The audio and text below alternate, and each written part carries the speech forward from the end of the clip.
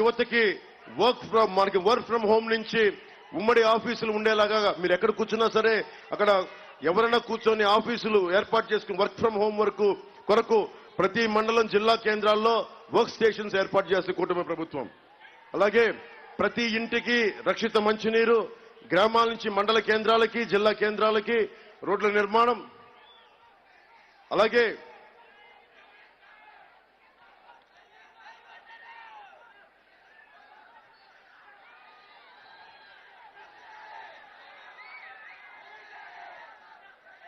ముఖ్యంగా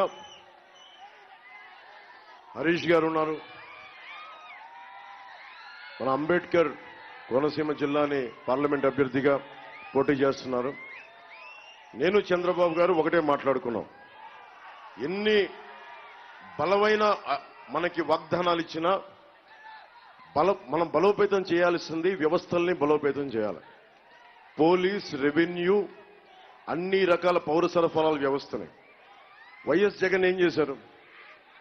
కూర్చోబెట్టి అక్కడ ద్వారంపూడి చంద్రశేఖర్ రెడ్డి గారి ఇంట్లోనే 3 పదవులు. రైతు పొట్ట కొడుతోంది, ఒక కుటుంబం కొట్టేస్తుంది. వైఎస్ జగన్ క్లాస్ వార్ గురించి మాట్లాడతాడు. ఒక కుటుంబానికి మొత్తం రైతు తాలూకు కష్టాన్ని, రైతు కూలీ తాలూకు కష్టాన్ని, ప్రతి ఒక్కరి కష్టాన్ని వైఎస్ జగన్ ఆధ్వర్యంలో ద్వారంపూడి కుటుంబం మొత్తం దోచేసుకుంటా ఉంది. దీనికి మార్పు రావాలి, దీనికి చరమాంకం పలకాలి అంటే మనకి కోనసీమ పార్లమెంటుకి జిఎం హరీష్ గారిని పార్లమెంట్ అభ్యర్థిగా మనకు గెలిపించాలి. మండపేటకి సర్వేశ్వరరావు గారిని గెలిపించాలి. మండపేటకి జోగేశ్వరరావు గారిని గెలిపించాలి.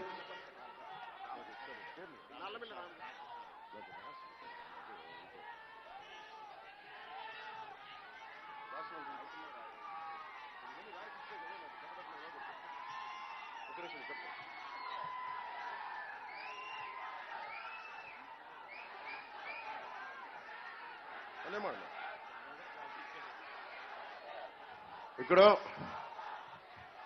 మీ అందరికీ నేను ఒక విషయం తెలియజేసుకుంటా ఉన్నా. మీరు స్లోగనీరింగ్ కానీ, నా స్లోగనీరింగ్ కానీ ఇవన్నీ ఏమి చేసినా మీ స్లోగనీరింగ్ ఓటు కింద మారకపోతే నిష్ప్రయోజనం అయిపోతుంది. మీరు ఊహించుకోండి, పార్టీని నడపడం, ముఖ్యంగా మండపేట ఇది మన జనసేన పోటీ చేయాల్సిన నియోజకవర్గం. మీ అందరికీ బాధ ఉంది. అది నేను గుర్తించలేదని కాదు, చాలా గుర్తించాను. కానీ ప్రత్యేక పరిస్థితుల్లో అంటే కనీసం మనం ఇంకా రికగ్నైజ్డ్ పొలిటికల్ పార్టీ ఇంకా అవ్వలేదు. మన క్లాస్ సింబల్ కూడా ఎన్ని గొడవలు పడుతున్నామో చూస్తున్నాం. అందుకని నాకు ఎన్నికల తాలూకు ముఖ్య లక్ష్యం జనసేన పార్టీ కంటే కూడా మీ భవిష్యత్తు నాకు చాలా చాలా ముఖ్యం. నేను 2014లో తెలుగుదేశంకి, భారతీయ జనతా పార్టీకి నేను మద్దతు తెలిపితేనే మన గోదావరి జిల్లాల్లో కానీ మిగతా అన్ని చోట్ల మన బలంతో దాదాపు ప్రభుత్వాన్ని అది బలం అంతా ఇంత అని పక్కన పెడితే మన బలం ఖచ్చితంగా పనిచేసి ప్రభుత్వాన్ని స్థాపించాం. ఆ రోజున 2024కి నేను మీ ముందుకు వచ్చా. పిఠాపురం నుంచి, మన ఉమ్మడి తూర్పుగోదావరి జిల్లా పిఠాపురం నుంచి నేను పోటీ చేస్తున్నా. నాకు మీ మద్దతు ఇవ్వకపోతే నేను దశాబ్దం నుంచి రోడ్ల మీద తిరుగుతూ ఉన్నా. రైతాంగం కోసం నిలబడి ఉన్నా, కౌలు రైతుల కోసం నిలబడి ఉన్నా.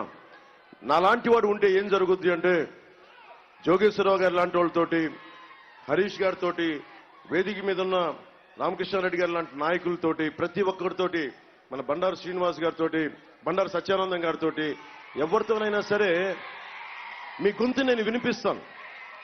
నాకు డబ్బులు అవసరం లేదు, నాకు పేరు అవసరం లేదు, నాకు ఉన్నదల్లా లక్షణం ఒకటే, మీ భవిష్యత్తు కోసం పనిచేసే శక్తి నాకు కావాలి. అంటే నేను ఎన్నిసార్లు రోడ్డు మీదకి వచ్చినా మీరు ఇదే ఊహించుకోండి, ఇదే సమస్య మీ ఉపాధి అవకాశాల కోసం నేను రోడ్డు మీదకి రాగలను. అధికారం లేకపోతే ఏమవుతుందంటే మీ గొంతు శాసనం అవ్వదు. ఈరోజు మీరు ఇంత ఎండలో 47 డిగ్రీల ఎండల్లో మీరందరూ మలమల్లాడిపోతున్నారు, మనందరం మలమల్లాడిపోతున్నాం. మన జన సైనికులు ఎక్కడ అమెరికా నుంచి వచ్చి ఇక్కడ ప్రాణాలు కోల్పోతున్నారు. దేనికోసం? మీ భవిష్యత్తు కోసం మీ భవిష్యత్తు కోసం నాకు నిజంగా చాలా